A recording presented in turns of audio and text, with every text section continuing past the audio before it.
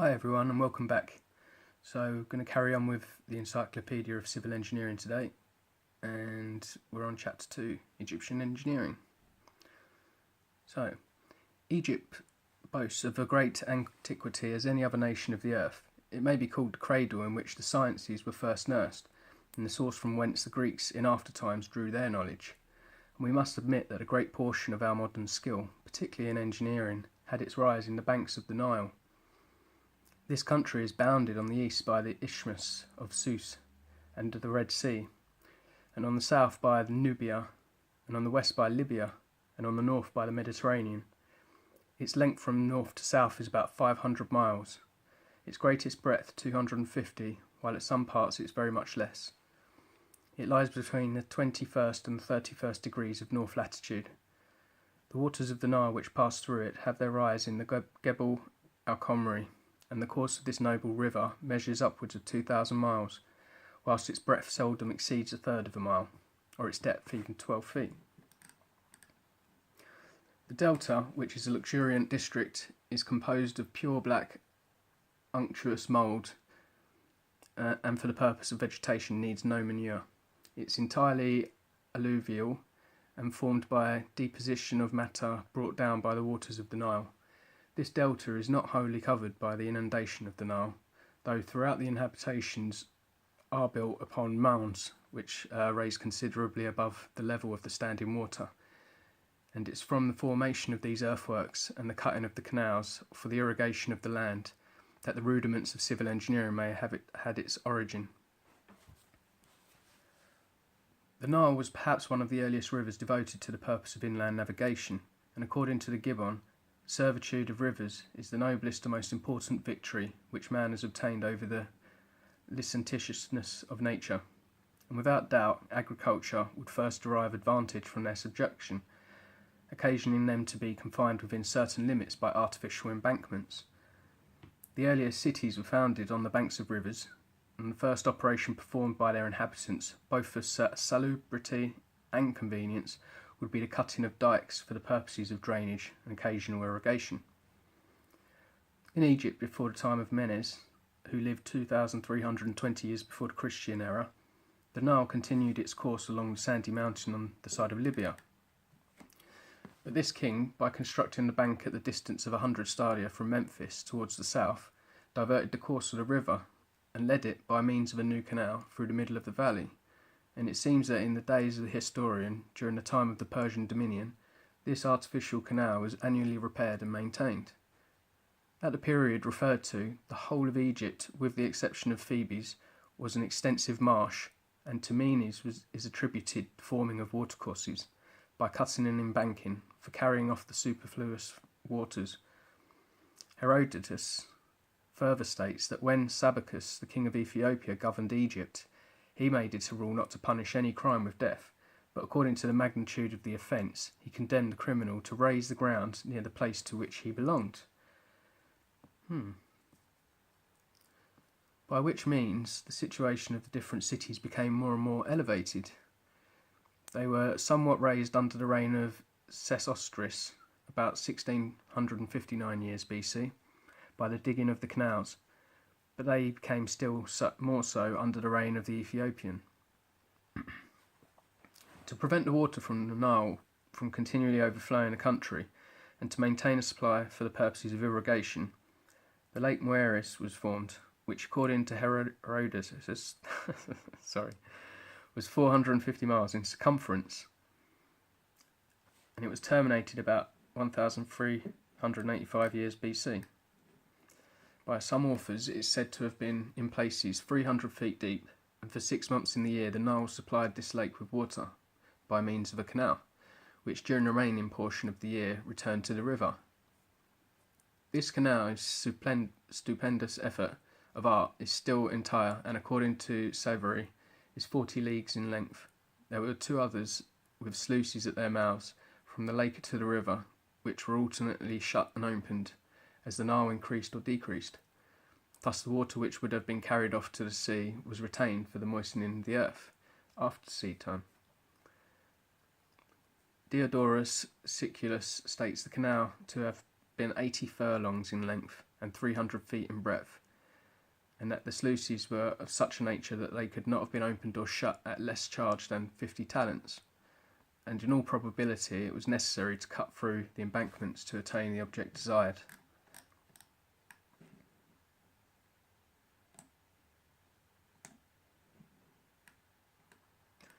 Among the other benefits conferred by Sesostris on the people of Egypt, we find that a cutting of many canals and deep dikes at right angles with the river as far as from Memphis to the sea, for the quick conveyance of corn, other provisions and merchandise, the barter of which would supply fresh luxuries to the inhabitants of this agricultural country, and thus the advantages arising from this external commerce would stimulate the ardour for further internal communication, and unquestionably the best means that could be employed by an intelligent governor to procure competence to every class of citizens would be the facilitating of transport of provisions, and the most simple and efficacious means of attaining the desirable end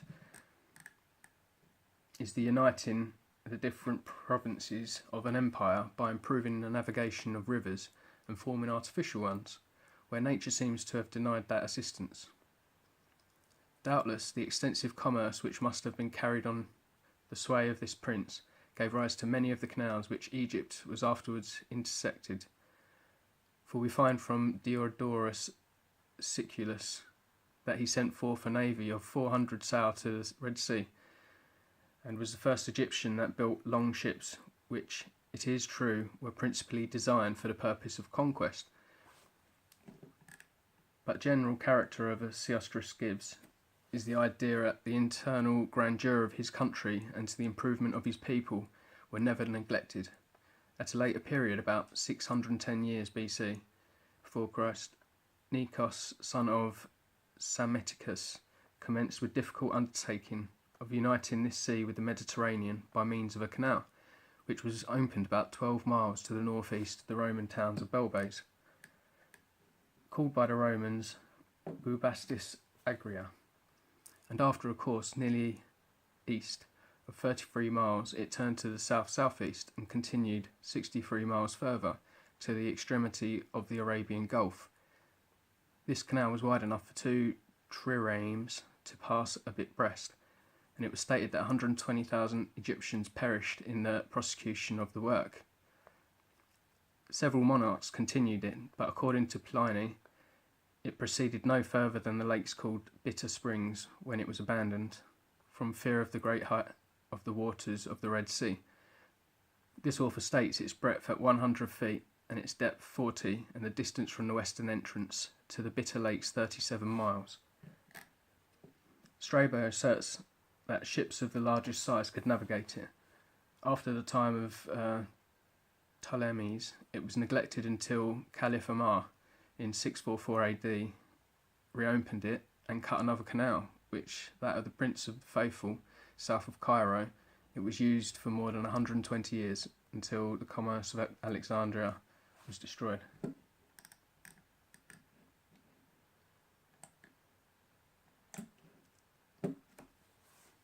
By a series of levels that were carefully taken by the French engineers at the end of the last century, it was found that the surface of Arabia Gulf at Suez at high water was 32 feet 6 inches above that of the Mediterranean at Tinette at low water, and it is interesting to inquire how the waters were retained in the canal with such a difference of level.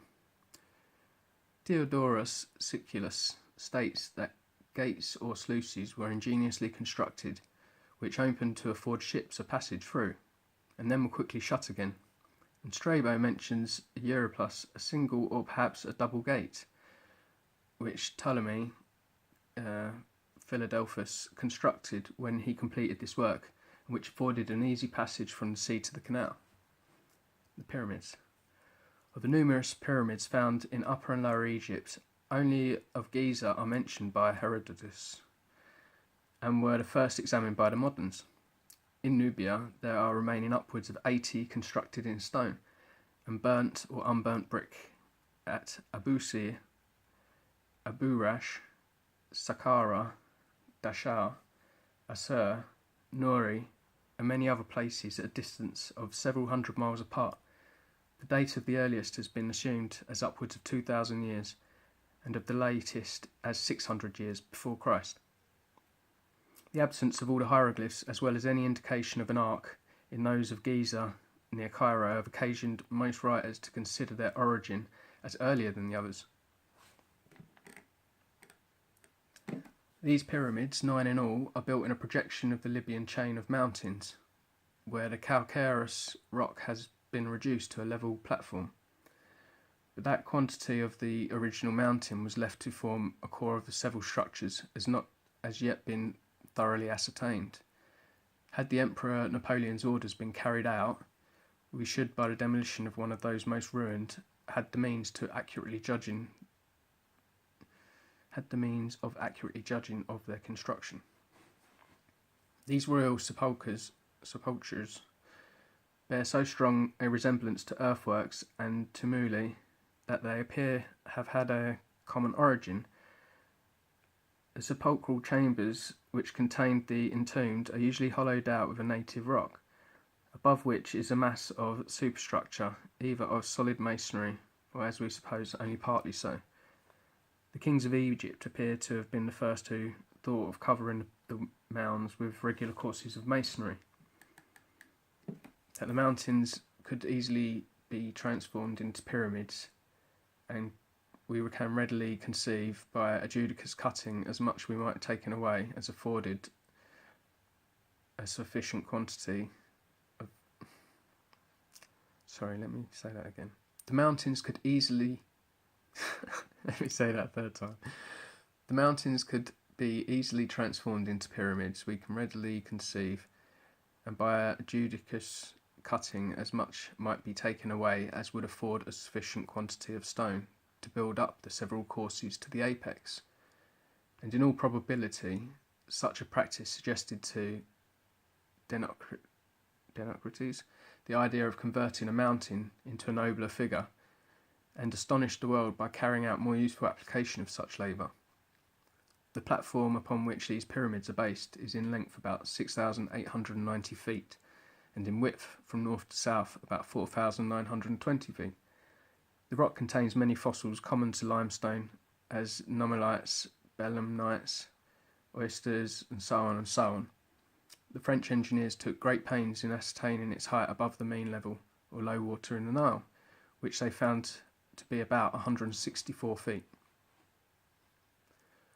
What is most interesting in the study of these vast and ancient structures is the manner in which these materials were worked, transported, and lifted to their respective levels, and finding, as we do, among the earlier pictures and bas-reliefs discovered in Egypt, the same tools represented in the lands of the Mason as were used at present day.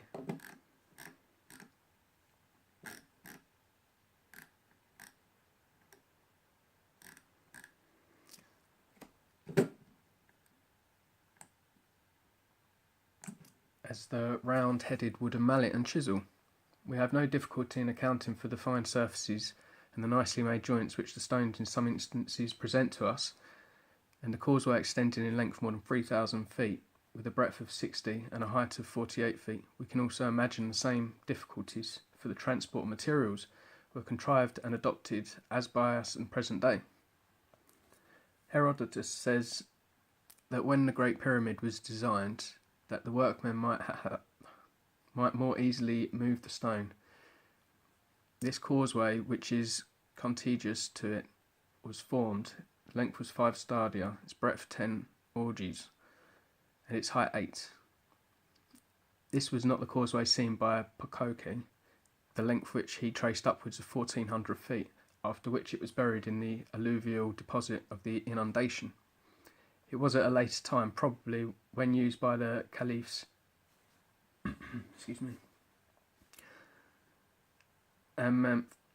kings to carry away the stones for the construction of the several mosques they raised, repaired and strengthened by 61 circular buttresses, placed about 30 feet apart, and each having a diameter of 14 feet.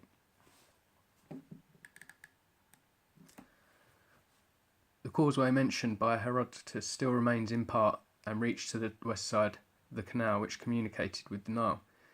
and hence the blocks of stone brought from the east side of the Nile were easily moved along this inclined plane to the level platform where they were required for the casing of the pyramid. Excuse me. The base of the Great Pyramid is a square of 764 feet. This measurement was taken by M. Jomard on the side to the north after digging down to the true base, and the total perpendicular height was also found by him to be 479 feet. Since that period, Mr. Pring has given us the following dimensions from accurate measurement: the former base, present due, perpendicular height, former inclined height, present due, perpendicular height by casing stones.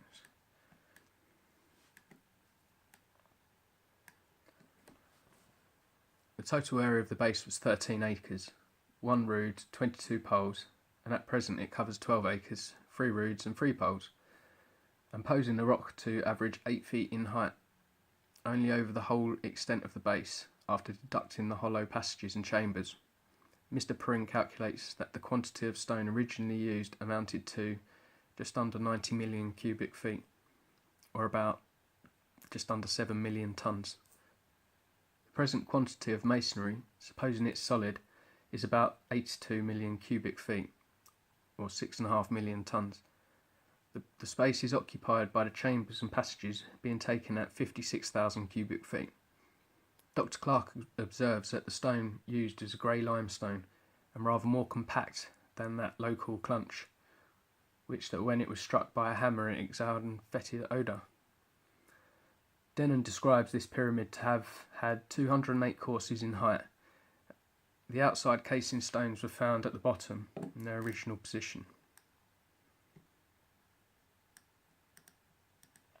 near the centre. They were quite perfect and had been hewn to the required angle before they were built in, and appeared to have been afterwards polished down from the uniform surface. They were cut to an angle of 51 degrees 5 something. They were a height of 4 feet 11 inches. At the base they measured 8 feet 3 inches, and on the inclined side 6 feet 3 inches, where they were jointed, and the cemented which interposed was so remarkably fine a layer that it was scarcely perceptible. Sorry for my bad reading, I'm just not good at it.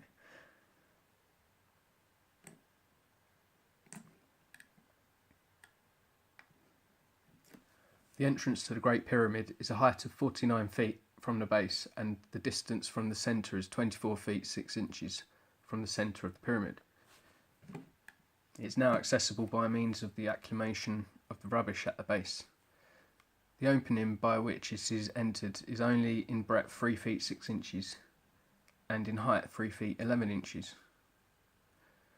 Over it, to discharge the weight, lies a stone lintel, 12 feet 6 inches in length and 8 feet 6 inches in height, which above lies another horizontal stone, not quite so long, over which 4 others, inclined in the manner of the pediment, act as an arch. The 2 lower of these inclined stones are 7 feet in height, and the 2 upper 6 feet 8 inches.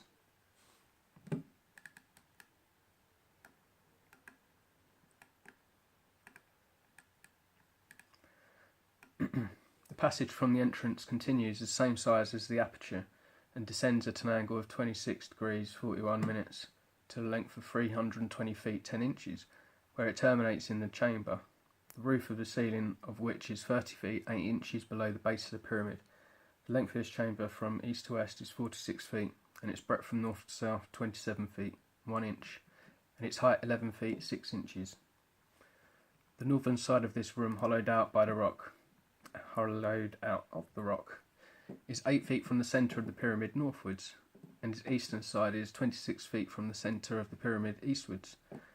This chamber was left unfinished, and in the wall opposite the entrance is a small passage extending 52 feet in the southerly direction, and in the floor has been recently excavated well 36 feet in depth, which has not led to any further discoveries in that different direction. God, my reading's so bad. In the inclined passage, at about 100 feet from the entrance, a granite block closes up the way. which has occasioned an opening to be made at the side of it. Passing through this is the ascent to the Great Gallery, on entering which to the right is a well communicating with the incline passage, to which led to the lower chamber. This passage is 28 inches square. At first vertical, then inclines, is again vertical, and then, with two other inclinations, unites with that below. The well is nearly 200 feet in depth, and by it the workmen are said to have descended. After they have enclosed the lower end of the upper passage with the block of granite above described, they then descended to the lower passage, followed it to the mouth, and made their exit. Passing the entrance and proceeded about 63 feet, instead of a continued descent, there is an ascent by another passage, which commences at this point, and which is in length 124 feet 4 inches, which conducts to the Great Gallery of the King's Chamber. The angle at which this passage inclines is 26 degrees 18 minutes, and its height is 3 feet 11 inches, and its breadth 3 feet 5.5 inches. The Great Gallery follows the same inclination with the passage, and is in length 156 feet, the breadth 3 feet 5.5 inches, besides the breadth of each ramp, which is 1 foot 8.5 inches, and the vertical height of this inclined gallery is 28 feet. At the foot of the Great Gallery, or rather where it unites with a passage that inclines upwards, there is at the point of junction another horizontal passage, 109 feet 11 inches in length, which conducts to what is called Queen's Chamber, which measures from north to south 17 feet, from east to west 18 feet 9 inches, and the height to the commencement of the roof is 14 feet 9 inches. Excuse me. The extreme height is 20 feet 3 inches, with the roof is formed of blocks of calcareous stone, resting like those over the entrance, with their ends against each other. This chamber is situated nearly under the apex of the pyramid, and the stones are so well squared that their joints are hardly discernible. The floor is about 408 feet below the original summit, and 71 feet below that called the King's Chamber, which is the top of the Great Gallery, and entered by a horizontal passage in length about 22 feet. This horizontal passage is in height 3 feet 8 inches, and in width 3 feet 5.5 inches. At the end are 4 portcullises in granite, each 12 feet 5 inches in height, which slide in grooves cut in the same stone at the sides, in which, when closed, completely blocked up the entrance to the King's Chamber, which is in length from east to west 34 feet 3 inches, and in breadth from north to south 17 feet 1 inch, and the height is 19 feet.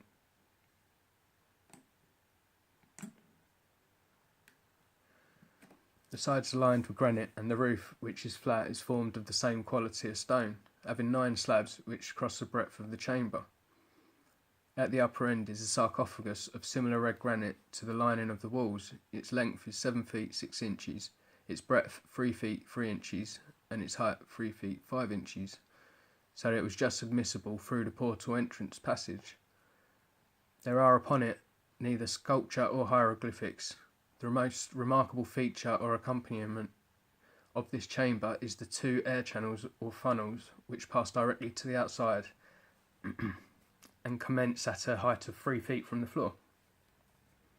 The air channel to the north is 233 feet in length, and its breadth is 9 inches, and its height is 9.5 inches, and the length of that on the south is 174 feet and 3 inches, and its breadth 8 inches, and its height 9 inches.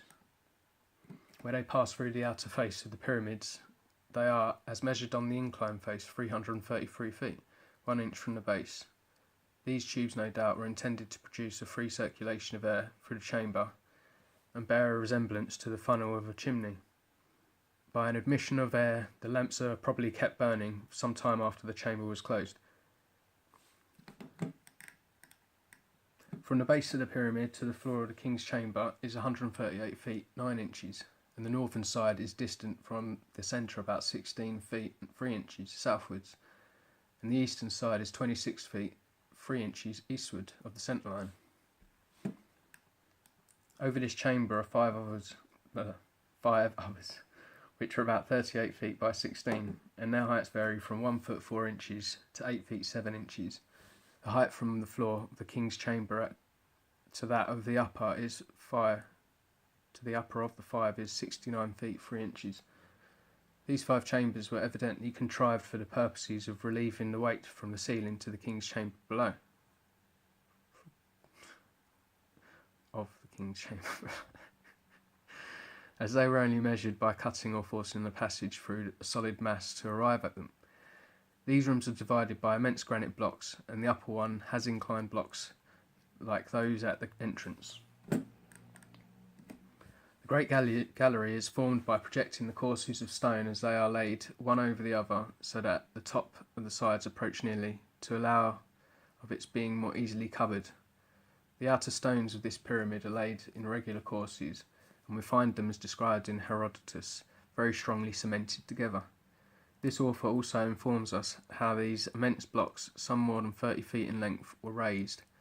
He says that after the first course was laid, machines constructed of short timbers were placed upon it, which hoisted from step to step the various blocks as they were brought along the inclined plane. Koguct is given the form of such machine, which consists of a timber frame containing of a fulcrum, to which a long lever could be applied, worked by many men at one time, and capable of raising weights far greater than any we find used here. Each course being so much within that below, it formed a sort of stairs, so that such a machine as now described could be readily applied, and would serve to raise the blocks from one step to the other. Such is the manner probably adopted by the early engineers to pile one stone upon another, and at the magnitude of the masses they constructed, they hoped to render their work immortal. They are as solid as they are immense, and all the means that could be found to render them was so adopted that no timber enters in their construction, and the stones are of great dimensions and always solidly bedded.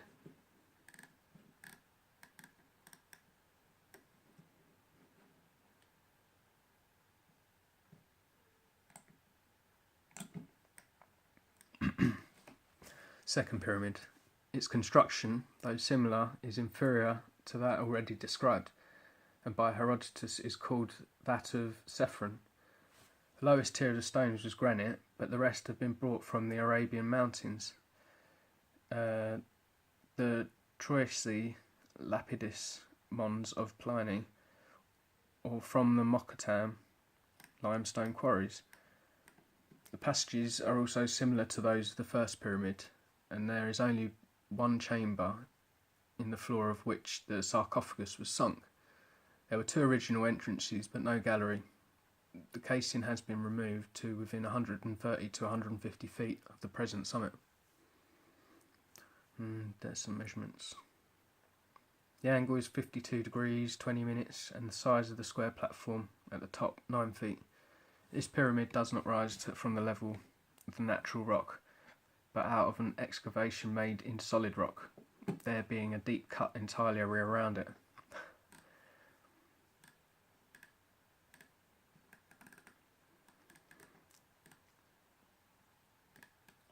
It was opened by Belzoni, who found the entrance on the north side, which was 4 feet high, 3 feet 6 inches in width, and formed of large granite blocks.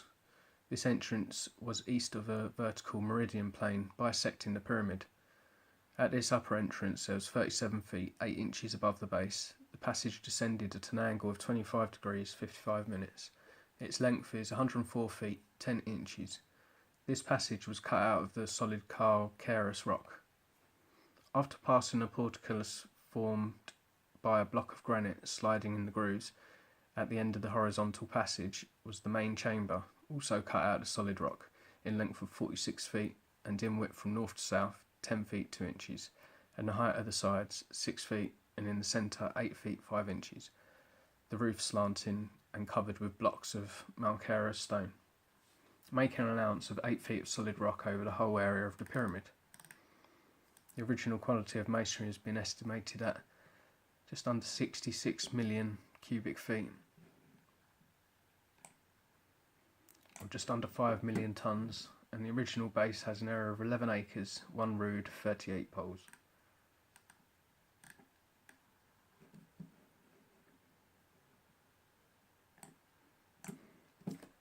The lower entrance was at a level of 40 feet below the baseline, and it was completely filled up with solid masonry, close jointed and well cemented together.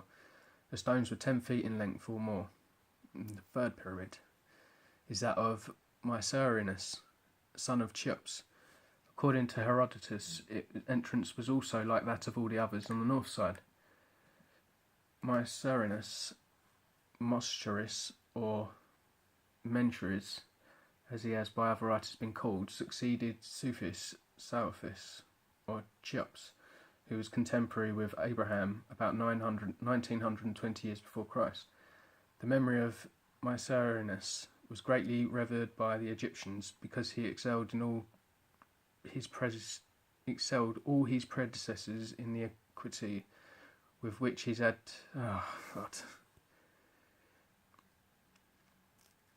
He was greatly revered by the Egyptians because he excelled all his predecessors in the equity with which he administered the laws.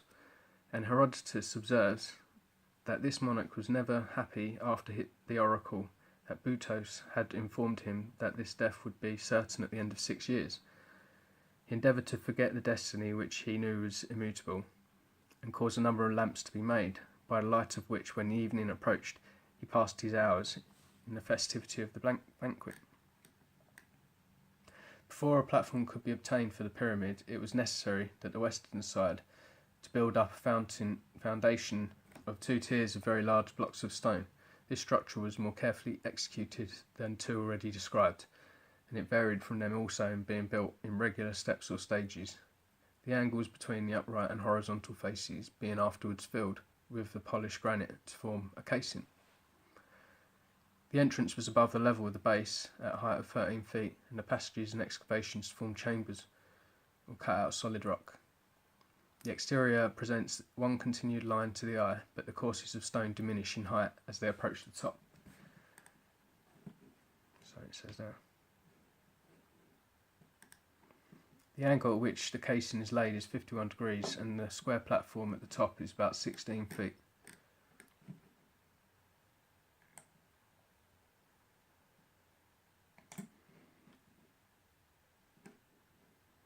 The inclined passage is on an angle of 26 degrees, 2 minutes, and has a length of 104 feet in breadth, 3 feet 6 inches, and in height 4 feet. At a distance of 4 feet 3 inches is an anteroom, which from north to south is 12 feet in length, 10 feet 5 inches in breadth, and in height 7 feet. There are then 3 portcullises in the length 13 feet 5 inches, and horizontal passage 41 feet 3 inches in length, 3 feet 6 inches in breadth, and 5 feet 10 inches in height. At the end of this is a large apartment which had a flat ceiling, a total length which is 46 feet 3 inches breadth, 12 feet 7